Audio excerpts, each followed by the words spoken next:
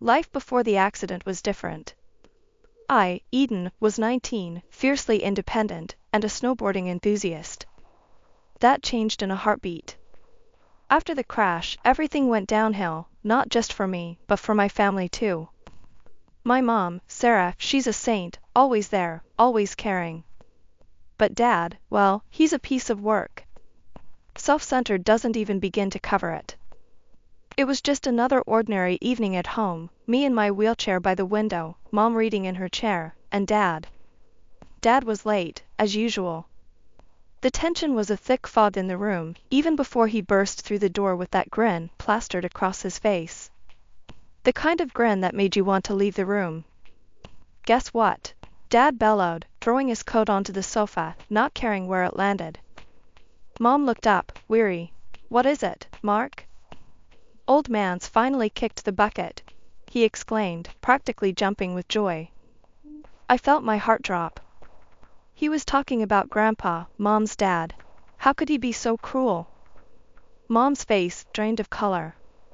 Mark, how can you say that? He was my father. Oh, come off it, Sarah. We both know I only married into this family for the cash. And now, with him gone, we can finally get our hands on it, Dad retorted, his voice sharp. Mom stood up, her voice steady but ice cold. You owe him an apology.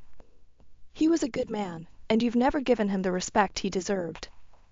Dad just laughed, that harsh, grating sound. Respect? For that old coot? Never loved him, never loved you. It's always been about the money. I couldn't stay silent. Dad, how can you be so heartless? He turned to me, his eyes cold. And you? What use are you? Can't even stand on your own 2 feet. Tears pricked my eyes, but I wouldn't let him see them fall. Mom moved to my side, her hand warm on my shoulder. Don't listen to him, Eden. You're stronger than he'll ever be.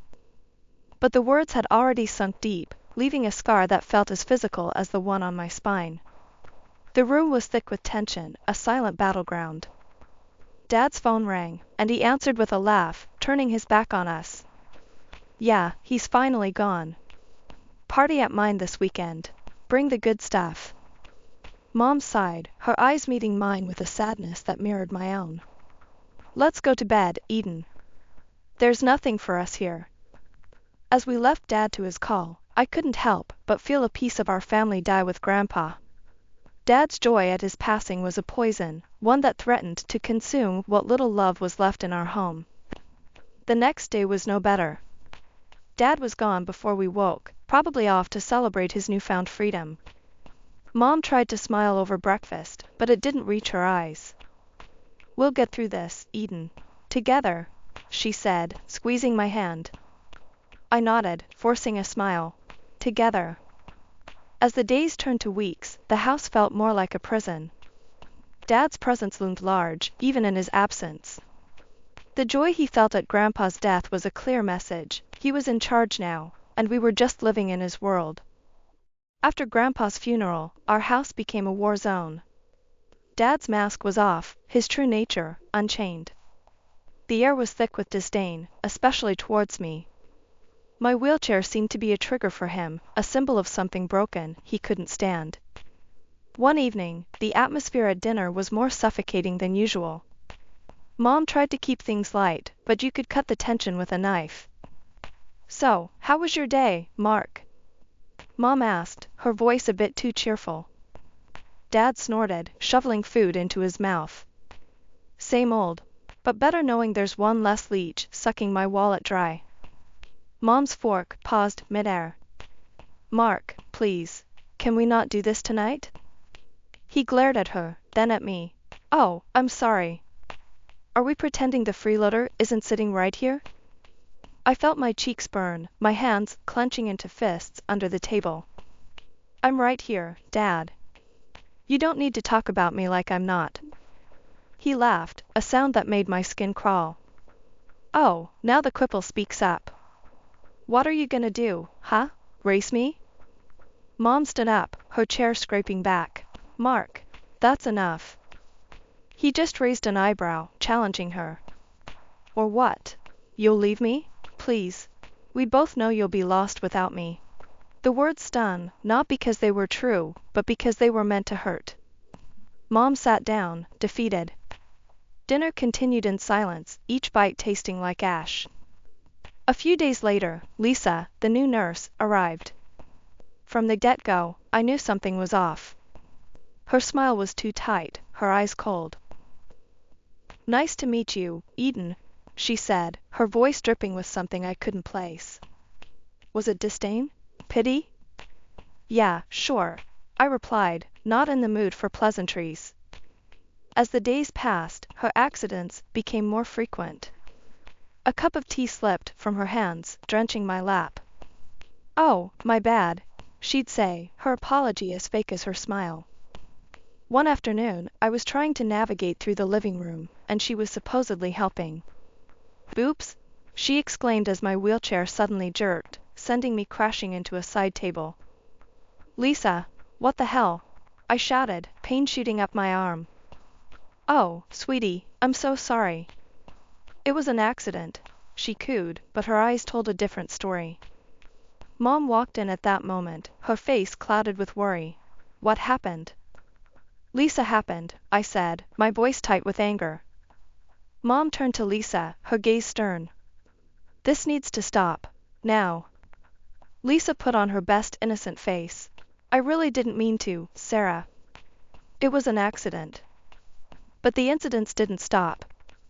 If anything, they got more brazen. Lisa driving my wheelchair too close to the edge of the stairs, forgetting to lock the wheels when she left me in a room. I told Mom about each one, and each time, she confronted Lisa. But Dad, he wouldn't hear of it. One evening, I overheard them arguing about it. "She's a hazard, Mark. She's hurting our daughter," Mom was saying, her voice laced with desperation. Dad's laugh echoed through the house. "Oh, please. Eden's just jealous, because Lisa can walk and she can't. The girl's doing her job, and she's staying." I felt a lump form in my throat. His words were like a slap in the face. I was at a loss, trapped in a toxic home where my disability was seen as a burden, and my safety was a joke. Weeks turned into a never-ending cycle of silent suffering and whispered secrets in our house. Lisa, the nurse, continued her reign of thinly veiled cruelty towards me, all while Dad turned a blind eye. I couldn't fathom why Dad allowed her to stay, her presence like a constant shadow darkening our already troubled home. That was until I caught them, Dad and Lisa, in an embrace that left no room for doubt. They were kissing in the living room, so wrapped up in each other, they didn't notice me. My heart stopped. It wasn't just the proximity, it was the intimacy of it, the shared secrecy. I reversed my wheelchair, the sound loud in the silence. Lisa spotted me first, her eyes widening in panic. Dad turned, his expression morphing from surprise to irritation. "What are you looking at?" he snapped. I couldn't find my words. Betrayal choked me, rendering me silent. "Nothing," I finally managed, retreating to my room, their laughter echoing behind me. I had to tell Mom. She deserved to know, even if it shattered her world as it did mine. When I did, her reaction was calmer than I expected, a quiet storm brewing behind her eyes. "This will come back to haunt him," she said, her voice low, but determined. I wasn't sure what she meant then, but I soon noticed the visits from a man who looked like he had seen his fair share of the world, his demeanor screaming former cop. He and Mom would spend hours locked away in her office, talking in hushed tones. I clung to the hope that these meetings spelled a change, a way out of the misery Dad and Lisa had plunged us into. But before anything could materialize, tragedy struck like lightning. Mom was in an accident, the kind that leaves a void that can never be filled. The news hit me like a physical blow, my world crumbling around me. What devastated me even more was Dad's reaction, or the lack thereof. At Mom's funeral, he was almost jubilant, whispering and laughing with Lisa as if they were at a party, instead of mourning the loss of a wife and mother. I couldn't hold back my anger when I saw them together, their glee a stark contrast to the sorrow engulfing me. "How can you be like this? At Mom's funeral?" I hissed at Dad when I got a moment alone with him. He shrugged, his cold eyes meeting mine. Life goes on, Eden. Your mother wouldn't have wanted us to stop living, now would she? The words felt like a slap, his indifference a blade twisting in my heart. But it was his next actions that showed his true colors. Clutching Lisa close, he announced to anyone within earshot that they were planning to marry, that it was what my mother would have wanted. I stood there, a mix of grief and disbelief washing over me. The man who was supposed to be my protector, my guide, was nothing more than a heartless stranger, celebrating his newfound freedom at the expense of my mom's memory. The house felt colder after Mom's funeral, like all warmth had left with her. Dad and Lisa, they didn't even pretend to mourn. It was business as usual for them, maybe even a bit cheerier, if you can believe it. A week had passed, and the air was thick with unsaid things. Dad called a family meeting, which was a joke, really. Just me, him, Lisa, and Uncle John and Aunt Marie, who had come down to help with everything. We were all sitting in the living room, the tension palpable. Uncle John looked like he was gearing up for a fight. Aunt Marie's hand on his knee was the only thing keeping him in check. Dad cleared his throat, a smug look on his face. I've got news, he started, glancing at Lisa with a smirk. Lisa and I, we're getting married. Aunt Marie gasped, Uncle John's face turned red. You can't be serious, Mark. After everything that's happened? Dad's smirk widened. Oh, I'm dead serious. And there's more. Eden. He turned his gaze to me, that cold, heartless look making my blood freeze. You're going to a state institution for the disabled. We can't take care of you anymore. My heart stopped. What? You can't just decide that for me. I'm not going. He laughed, a sound that made my skin crawl. And who's gonna stop me? You? Don't be stupid. You're a beggar and an invalid. No one needs you. Uncle John stood up, his face a mask of fury. That's enough, Mark. She's staying with us. We'll take care of her. Dad looked genuinely surprised for a moment before regaining his composure. Fine. Take her. It's not like she's any use to me anyway. I was in shock, the words, the betrayal, it hurt more than I could express. Aunt Marie came to my side, wrapping an arm around me. Don't listen to him, sweetheart. You're coming with us, she whispered, her voice soothing. Dad and Lisa exchanged a look, their plan clearly unraveling. But instead of arguing, Dad just shrugged. Suit yourself. But don't come crawling back when you realize what a burden she is. Uncle John was about to lunge at Dad, but Aunt Marie held him back. Not worth it, she muttered, her eyes on me. We left shortly after, the silence in the car only broken by Aunt Marie's occasional attempts to lighten the mood. Uncle John drove like a man possessed, his anger palpable. Once we arrived at their place, Uncle John turned to me, his expression softening. Eden, your family. And family sticks together, no matter what.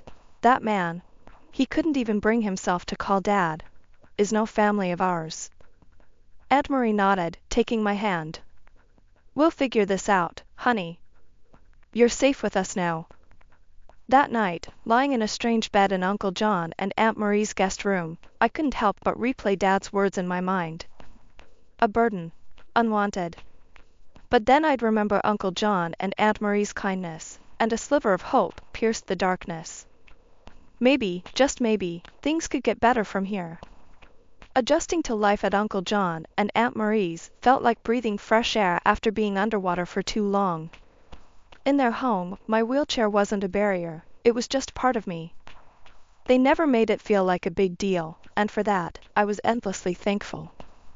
A week had barely passed when my world took another sharp turn.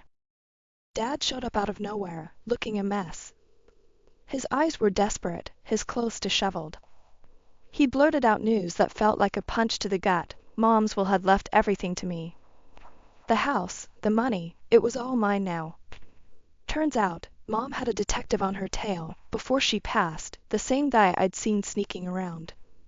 He had dug up dirt on Dad and Lisa, enough to block Dad from getting his hands on any inheritance.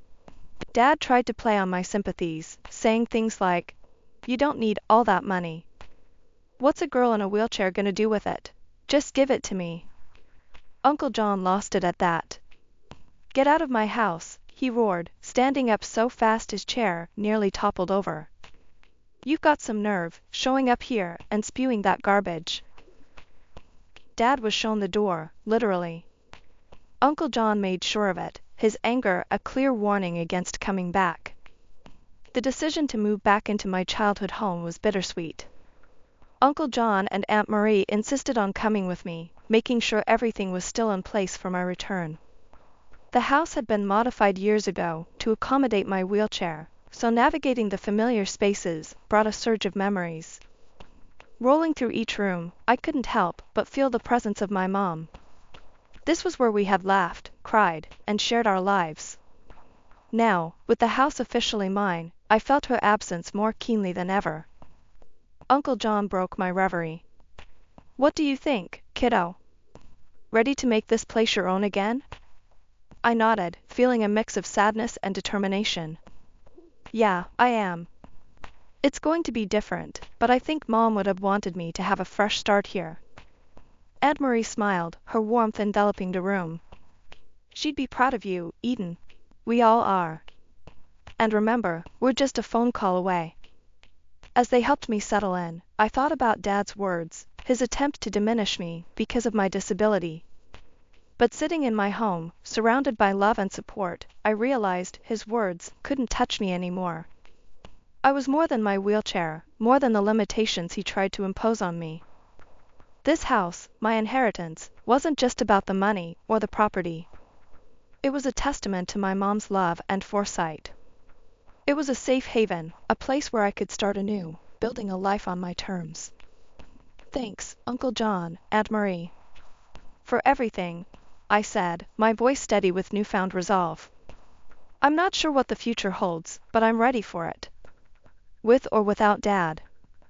They shared a look, a silent agreement, then Uncle John said, "That's the spirit, Eden. You're gonna do great things. We believe in you." The house felt different that evening, not just a structure of brick and mortar, but a home filled with possibilities and dreams waiting to be realized. For the first time in a long time, I felt genuinely hopeful about the future. A few weeks had settled into a new kind of normal at the house. Aunt Marie decided to stay with me for a bit, helping me out and keeping me company until we found the right nurse.